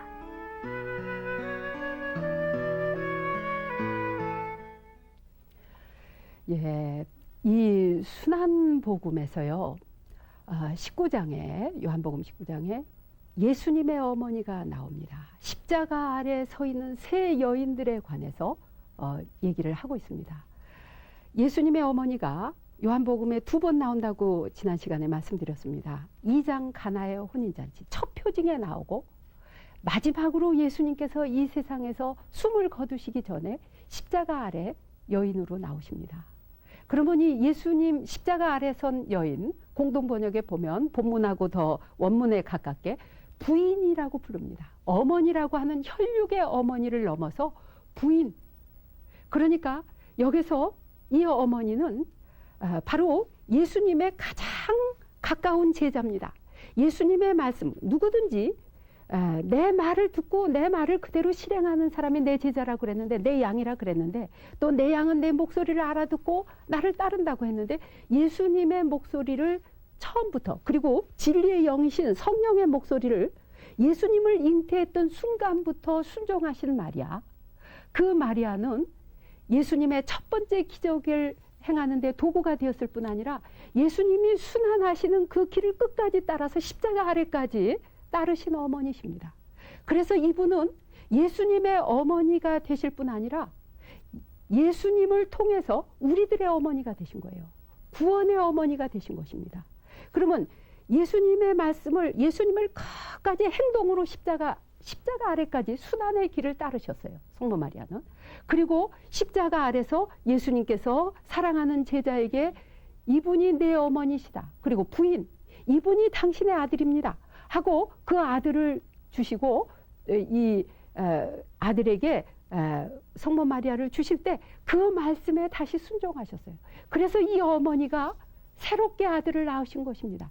그래서 가톨릭 교회는 이 부인을 평생 동정이신 그리스도의 어머니요 우리들의 어머니, 하느님의 어머니요 우리들의 어머니라고 고백을 하고 있습니다. 그러면 동정이라는 것은 무엇인가 하면 항상 출산할 준비되어 있는 비어있는 태를 동정이라고 할 수 있겠습니다. 하느님의 말씀을 항상 받아들여서 항상 새롭게 하느님의 아들들을, 하느님의 딸들을, 자녀들을 출산할 준비가 되어 있기 때문에 평생 동정이시며, 구세주의 어머니시고 우리들의 어머니이신 성모 마리아, 이분이 바로 우리를 예수님께서 간절히 하나가 되도록 기도하신 그 일치의 도구가 되게 해주시기를 믿으면서 가톨릭과 프로테스탄이 어머니를 함께 십자가 아래서 어머니로 받아들일 때 진정한 교회 일치의 도구가 또 되어주실 것을 믿습니다. 이러한 그 십자가 사건, 이것으로서 이제 예수님께서는 이 마지막으로 어머니까지 우리에게 내주시면서 목마르다고 말씀을 하십니다. 생명의 물이신 분이 목마를 때 이것은 죽음을 뜻하죠.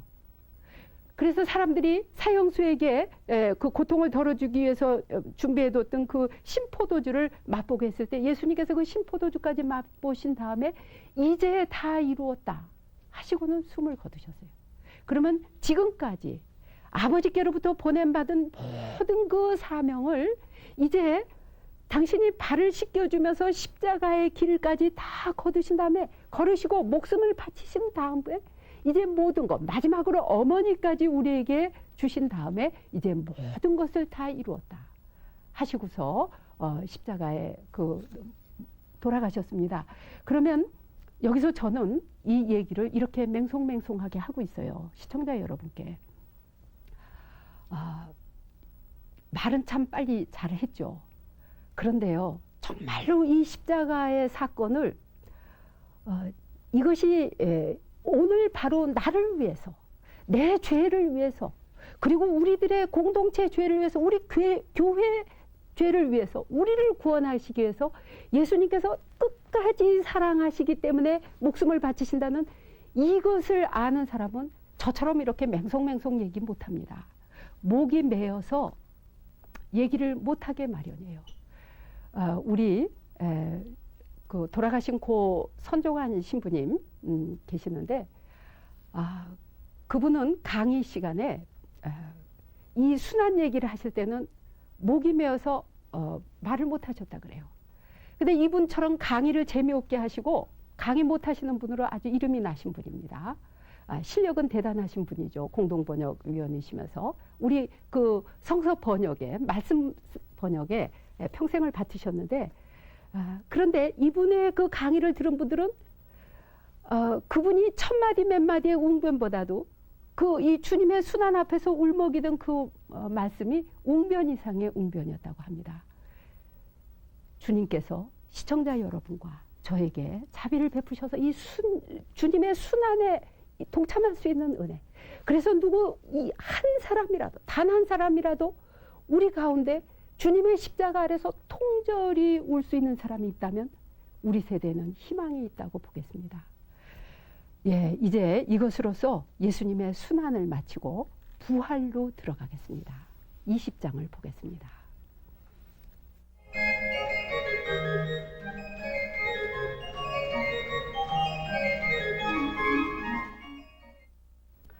예, 예수님께서 죽었다가 묻히신 다음, 예수님의 부활 그 안식일 다음 날 이른 새벽이었다 그러는데요. 이른 새벽 제일 먼저 무덤을 찾아간 사람이 누구냐? 여인입니다. 공간복음에는 여인들이라고 복수가 나오고 여기 요한복음에서는 막달라 여자 마리아라고 한 사람 단수로 나옵니다. 어떻든 예수님의 그 순환 십자가 아래까지 끝까지 쫓아가 있던 사람들이 사랑하는 제자 남성 제자 하나 빼놓고 여인들이었잖아요. 어떻게 보면 이 여인들의 그 사랑이 얼마나 더 이렇게 간절한 사랑인가 하는 거 묵상을 하게 되겠는데요. 어쨌든 요한복음에서 또 복음서 저자는 이 여성 저자들에 대해서 이렇게 기술을 하고 있습니다. 그런데 여기서 마리아 막달레나는 그냥 천천히 걸어간 게 아니라 다른 박질 쳐서 무덤을 가요. 예, 사랑은 항상 다른 박질 칩니다. 사랑하는 사람을 위해서. 그런데 무덤에 가서 뭘 하기 위해서 갔느냐 하면 시체에다 정성을 들이려고 간 거예요. 향유를 바르기 위해서. 그런데 가서 무덤을 보았더니 무덤은 비어 있었어요. 너무나 놀란 겁니다. 또다시 다른 박질 쳐서 사도들에게 가서 이 놀라운 사건을 알려요. 예, 누군가가 우리 주님을 꺼내갔습니다. 그러니까 막달레나는 보는 순간에 도둑 맞았구나 이렇게 판단을 한 겁니다. 그리고 꺼내갔다. 그럴 때 이 부활 첫 새벽, 어두움이 아직 날이 새지 않은 어둠이 있는 이 새벽, 근데 이 요한복음에서의 시간은 항상 여러 가지 의미가 있다 그랬죠. 새벽녘 아직 어두울 때 이 마리아의 마음 상태와 제자들의 마음 상태 아직 어두운 상태입니다. 부활의 빛이 아직 없어요. 그러나 여명이 밝아오고 있습니다. 모조리들 달려갑니다. 예, 예수의 사랑받던 제자, 이 복음서 저수를 한 사람과 베드로도 역시 달려갑니다. 먼저 달려간 제자가 베드로 기다리고 있었죠. 근데 베드로가 그 무덤에 들어가서 보고 무덤이 비어 있는 것을 믿었어요. 보았어요. 보고서 나왔어요. 그러나 베드로가 믿었다는 말은 없는데 그 다음에 예수의 사랑하시던 제자가 들어가서 보고 믿었습니다. 그러니까 보는 사람은 믿는 사람입니다. 요한복음에서 본다는 것은요, 이 실제 물리적인 시각뿐 아니라 이 내면의 시각입니다. 정말 하느님의 말씀을 일상생활의 그 표징에 나타나는 그 표징에서 일상생활에 아주 보통 일어나는 사건 중에서 하느님의 표징을 보는 사람은 믿습니다. 그러나 그냥 행동하는 사람은 믿기 어려워요. 예, 마리아도 행동했고 베드로도 행동했는데 믿지 못하고 있지 않습니까? 예, 그런데 여기 이제 마리아가 알렸다가 다시 또 무덤을 찾아갔죠. 무덤 앞에서 울고 있는 마리아 뜻그림을 보시면서 한번 이 마리아 묵상을 해보겠습니다. 뜻그림에는 이 마리아가 고개를 돌려서 바라다보는 이 예수님을 보면서도 알아보지 못하는 이런 마리아입니다. 그릇된 자기 확신에 차있던 마리아가 그분을 동산지기로 오해하고 있잖아요. 그래서 그 생각은 온통 예수님의 시체로 가득 차 있었기 때문에 부활하신 예수님 못 알아본 거예요. 그래서 이 마리아가 여보세요, 만일 당신이 가져가셨거든 저에게 주세요. 제가 가져가겠습니다. 그러니까 말하자면 자기가 시체를 들고 가겠다고 마리아의 그 연약한 여인이 자기 한계까지도 잊어버리는 그 사랑의 마음 표현인 것이죠. 그럴 때 예수님께서 마리아야 하고 부르십니다. 그때 비로소 마리아가 라쁘니 하면서 예수님을 알아다 봅니다. 그러니까 여기서 보면 내 양은 내 목소리를 알아듣는다 그랬어요. 마리아가 예수님의 목소리를 알아듣고 있는 것입니다. 여기 빈 무덤의 이 부활 체험인 것입니다. 그러면 우리도 여기서 그 무덤 입구에서 슬프게 울고 있는 사람이 바로 나 자신이라는 거, 우리 자신이라는 것을 복음서 저자는 여기서 말을 해주고 있어요. 예, 비록 예수님을 위한 사랑이라 할지라도 거룩한 사랑이라고 할지라도 아직도 우리가 하느님의 말씀을 깊이 깨닫지 못하면 우리는 우는 사랑을 합니다. 육의 사랑을 합니다. 우리 민족은 사랑을 참 좋아하는 민족인 것 같아요. 다른 어떤 민족과 달리 우리 대중가요 보세요. 사랑 안 들어간 노래 있습니까? 전부 사랑 들어가는데 사랑이 뭐로 많이 끝나죠? 사랑은 눈물의 씨앗으로 많이 끝나죠. 아직 육의 사랑입니다. 육의 사랑을 하는 사람은 울 수밖에 없어요. 눈물의 씨앗입니다. 그런데 하느님의 말씀을 깨친 사람들은 울지 않아요. 예, 그 말씀 안에, 죽음 안에서 부활을 보기 때문에. 그러면 마리아가 시체가 없어졌을 때, 빈 무덤을 봤을 때 즉시 하느님의 말씀, 예수님의 말씀을 생각하고 예수님 부활하셨구나 하고 믿질 않았어요. 육의 사랑을 한 사람은 항상 부정적인 생각부터 합니다. 부정적인 판단을 해요. 누군가가 훔쳐갔다. 주님을 꺼내갔다. 이렇게 부정적인 판단을 하는데 부정적인 판단은 항상 거의 90% 이상이 틀립니다. 우리 모든 생활에 있어서 첫 시간에 그림자 얘기했지 않습니까? 그림자가 실제로 있기는 있지만 실체가 아닌 것처럼 부정적인 생각 다 어둠입니다. 그런데 하느님의 말씀을 깨치지 못했기 때문에 마리아는 이 육에 붙들려 있었던 것입니다. 그런데 부활하신 예수님께서 그런 마리아를 기다려 주셔요. 책망하지 않으세요. 우리도 기다려 주시는 예수님 때문에 지금 이 자리까지 왔다고 봅니다. 저는 우리 가까운 수요님으로부터 예수님은 아무도 옥박질리지 않고 기다려 주신다는 말씀을 듣고 얼마나 그 말씀이 가슴에 와 닿는죠. 아무튼 예수님께서는요, 우리 그 약한 우리를 보조를 같이 해주시면서 우리가 차츰차츰 올라갈 때까지 기다려 주시는 거예요. 그리고 우리 이름을 불러주시는 것입니다. 예, 그럴 때 마리아가 또다시 예수님 붙들려고 하죠. 육의 사랑입니다. 육의 사랑은 항상 붙들으려고 그래요. 그런데 예수님께서 또 말씀하십니다. 나를 붙잡지 말아라. 아직 아버지께로 아직 올라가지 않았는데 내 제자들에게, 내 사랑하는 제자들에게 가서 이 기쁜 소식을 전하라. 사도들의 사도로 이 여인을 삼으셨습니다. 이제 마리아를 파견하십니다. 이 여인 마리아를 파견하심으로써, 이 여인 떳떳한 여인 아니죠. 학식이 많거나 귀족집 여인이 아니라 정말 그 불행한 여인이라고도 할 수가 있었습니다. 그 지나간 생애를 본다면 말이죠. 그러나 예수님의 부활 체험을 한 다음에는 사도들의 사도가 됩니다. 예, 그럴 때 이 여인은 완전히 이 여인을 파견하심으로써 예수님께서는 요한복음의 중요한 메시지입니다. 예, 이제 모든 벽을 허물으십니다. 여성과 남성의 벽, 사마리아 여인에서 나왔던 것처럼, 그리고 이방인과 유대인의 벽, 예루살렘과 사마리아의 벽, 구약과 신약의 벽, 이 모든 벽을 허물으시면서 기쁜 소식을 전하십니다. 기쁜 소식의 특징은 벽을 허무는 것입니다. 우리가 지역 감정, 그 여러 가지 관계, 이 관계에 매달려 있는 거 아직도 예수님을 체험하지 못했기 때문에, 부활을 체험하지 못했기 때문이라고 보겠습니다. 이 예수님께서 이제 제자들에게 나타나십니다. 제자들은요, 막달라 마리아한테 물론 말을 들었습니다. 또 두 사도가 갔다 와서 말을 했어요. 그래도 믿지 않았습니다.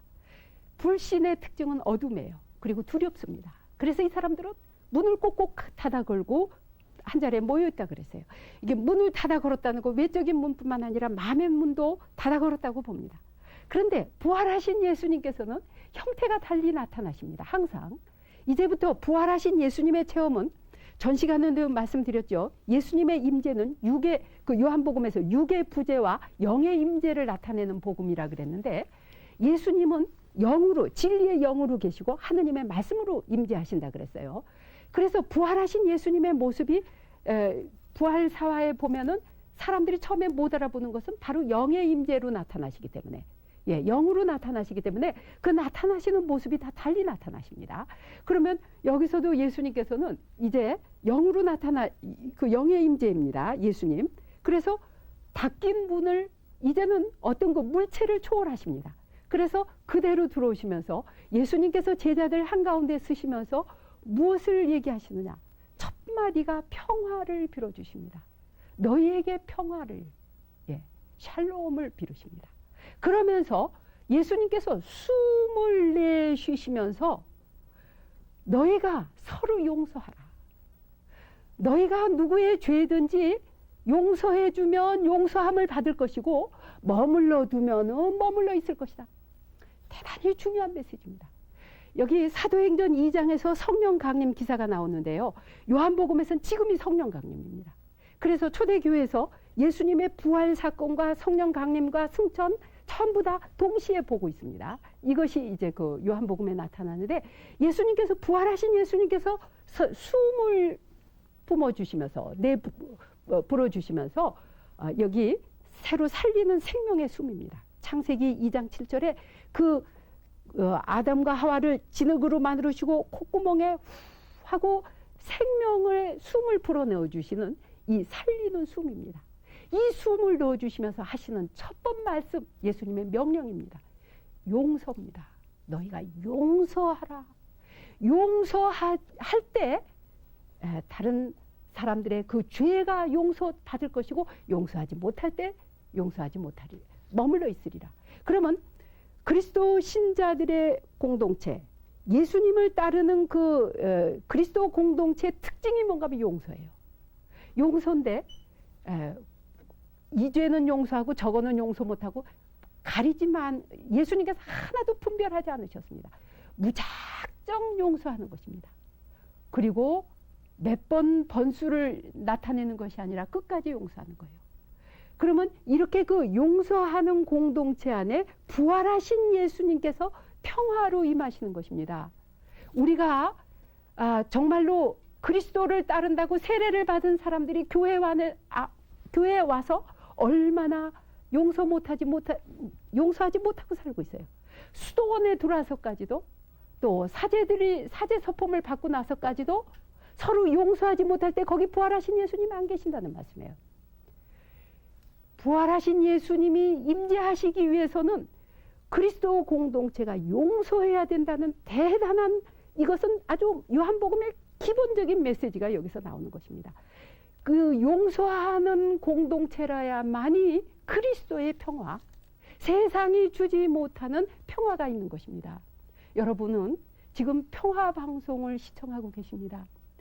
그리스도의 평화를 주는 평화 방송이 기쁜 소식이 되고, 그 기쁜 소식이 참으로 밝은 세상을 이루기 위해서는 우리부터 용서해야 됩니다.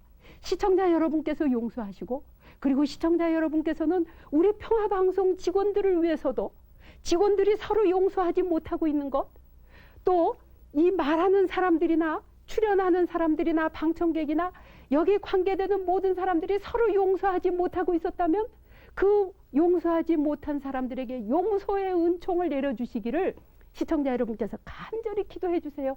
그럴 때 평화방송은 살아납니다. 평화방송을 살리는 일은 어떤 후원에 그거 필요도 합니다. 물질은 필요합니다. 그렇지만 평화방송에 관계되는 모든 교회 사람들이 직원들부터 시작해서 서로가 서로의 잘못을 용서할 때 진정으로 평화방송 기쁜 소식 밝은 세상이 된다는 것, 제가 여기서 평화방송이라고 하는 것은 이 평화방송의 매체가 선교하는 우리 모든 사람들의 매체를 대표하기 때문에 그렇습니다. 여러분이 이 기회를 통해서 이 영상 선교를 위해서 간절히 기도해 주시면서, 또 우리들이 성서 40주간을 하느님 말씀을 선포한다고 하면서도 저부터 너무나 자기 소리 한 적이 있으면 또 미숙하게 정말 잘못한 것 있어도 이 자리를 빌어서 또 용서의 은혜 빌어주실 것을 청합니다. 이제 예수님께서 이렇게 이 말씀을 하시는데 그 중에 제자 중에 한 사람이 빠졌습니다. 누가 빠졌느냐 하면 토마가 빠졌죠. 이 토마가 나는 보고야 믿겠다 이렇게 얘기를 하고 있습니다. 그런데 토마가 이렇게 봐야만이 예수님을 믿겠다고 했기 때문에 토마의 그 불신 때문에 8일 동안이나 토마는 어두움 속에 있었습니다. 그 어두움 속에 갇혔던 토마가 8일 후에 예수님을 만나고 나의 주님, 나의 하느님 이렇게 고백을 합니다. 아주 완벽한 신앙 고백을 하고 있어요. 요한복음의 아주 완벽한 신앙 고백입니다. 그런데 여기에서 예수님께서 대단히 중요한 말씀을 하시는데, 토마야 너는 나를 보고야 믿느냐? 보지 않고도 믿는 자는 진복자다. 이렇게 말씀을 하십니다. 여기 사파를 보시면 요한복음의 복됨이 두 가지로 나오고 있습니다. 첫 번째 복됨은 13장 이것을 알고 그대로 행하면 여러분은 복됩니다. 13장 17절인데 이것이 무엇이었어요? 여러분 다 아시는 것처럼 제자들의 발을 씻겨주시는 거였죠. 너희가 서로 발을 씻기다 하는 이것을 알고 그대로 행할 때 너희가 복되다. 두 번째 복됨은 예수께서 그에게 당신은 나를 보고서야 믿느냐? 보지 않고도 믿는 사람은 복된 사람이다. 이렇게 예수님께서 이제 말씀을 하고 계십니다. 그런데 이제 이렇게 예수님 제자들을 부활하신 후에 가르치신 다음에 예수님을 체험한 제자들이 다시 일상의 생활로 돌아가는 것이 이제 21장에 나오는데요. 21장에 보면 베드로와 7 사도들이, 베드로를 포함한 7명의 사도들이 고기 잡으러 나간 그런 광경입니다. 그런데 여기서 베드로 밤새 그들이 고기 잡았지만 한 마리도 못 잡았죠. 그런데 무태에 서 계시는 예수님이 보입니다.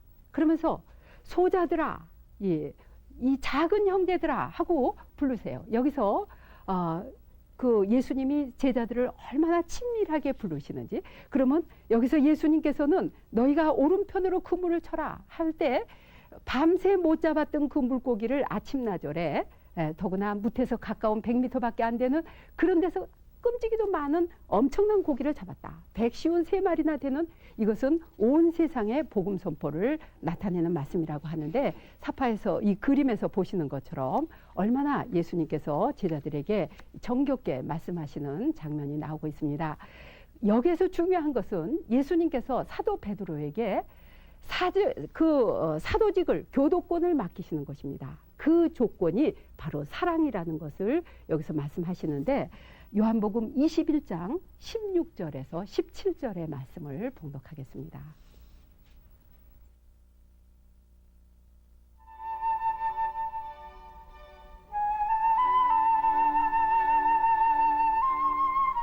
예수께서 두 번째, 요한의 아들 시몬아, 내가 나를 정말 사랑하느냐 하고 물으셨다. 예, 주님, 아시는 바와 같이 저는 주님을 사랑합니다. 베드로가 이렇게 대답하자 예수께서는 내 양들을 잘 돌보아라 하고 이르셨다. 예수께서 세 번째로 요한의 아들 시몬아, 내가 나를 사랑하느냐 하고 물으시자 베드로는 세 번이나 예수께서 나를 사랑하느냐 하고 물으시는 바람에 마음이 슬퍼졌다. 그러나 주님께서는 모든 일을 다 알고 계십니다. 그러니 제가 주님을 사랑한다는 것을 모르실 리가 없습니다. 하고 말하였다. 그러자 예수께서 내 양들을 잘 돌보아라 하고 분부하셨다.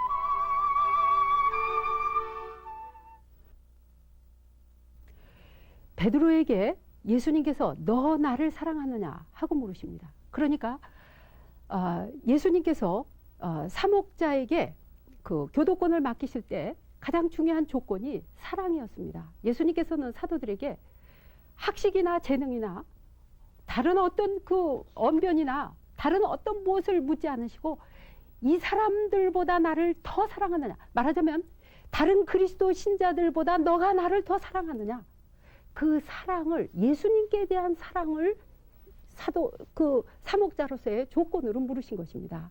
그럴 때 베드로는 매번 주님 사랑합니다 하고 대답하는데 3번씩이나 물으시는 바람에 이 불쌍한 베드로 고민에 쌓입니다.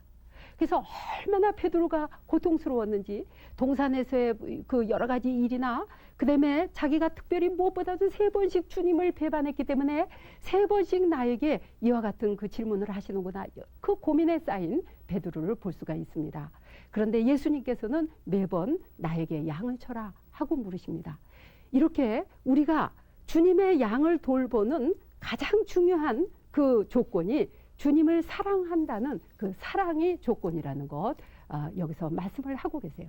근데 재미있는 것은요, 베드로는 여기서 주님을 사랑합니다 하는 그 사랑 때문에 이제 그 교도권 이 사목자가 되셨는데, 예수님께서는요, 이 베드로 부활하시기 전에도 그렇고 부활하신 다음에도 그렇고 베드로는 행동파라 그랬죠. 이 마지막 장면에서도 저분이 주님이시다 하고 알아본 분은 사도 요한이라 그랬어요. 그런데 베드로는 주님이시라는 말을 듣자마자 알아봤는지 안 알아봤는지 소리도 없이 그냥 뛰어듭니다. 그러면 이렇게 행동하는 베드로에게 리더십을 맡기고 그 대신 사도 요한에게는 주님을 알아보는 은혜를 주셨죠. 그리고 이 사랑하는 제자를 통해서 복음서를 쓰게 하셨습니다. 세상 마칠 때까지 이 사랑하는 제자의 글을 통해서 복음이 선포되도록 하셨습니다. 이것이 교회입니다. 교회는 이런 베드로와 같은 사람, 요한과 같은 사람, 우리 같은 모든 사람들이 모여서 함께 그리스도를 찬미하는, 또 그리스도를 믿는 교회 공동체가 바로 우리들의 교회라고 보겠습니다. 이것으로서 아쉽지만 요한복음서를 여러분 마치는데, 이 복음서의 말씀대로 복음서 말씀, 예수님 말씀과 행적 다 기록하자면 세상을 다 채우고도 남을 그래도 모자란다고 하신 말씀, 지금 저도 마지막으로 하고 싶습니다. 다음 시간에는 윤세라피나 수녀님이 사도행전을 열과 성을 다해서 강의를 해주시겠습니다. 사도행전 말씀 안내를 기다려 주시기 바랍니다. 마친 기도 드리겠습니다. 성부와 성자와 성령의 이름으로 아멘.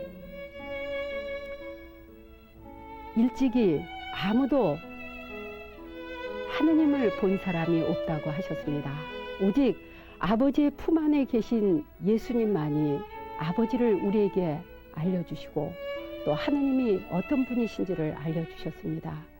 주님, 요한복음을 통해서 저희가 길이신 주님, 진리이신 주님을 따를 수 있게 해주시고, 이 주님을 통해서, 주 예수님을 통해서 하느님의 아들이신 그리스도 예수님을 볼 수 있는 은총을 청합니다. 주님, 저희가 말씀을 통해서 또 주님의 거룩한 영을 통해서 당신의 말씀을 깨달으며 기쁜 소식의 선포자 될 수 있는 은총을 주심으로 주님은 찬미 받으소서.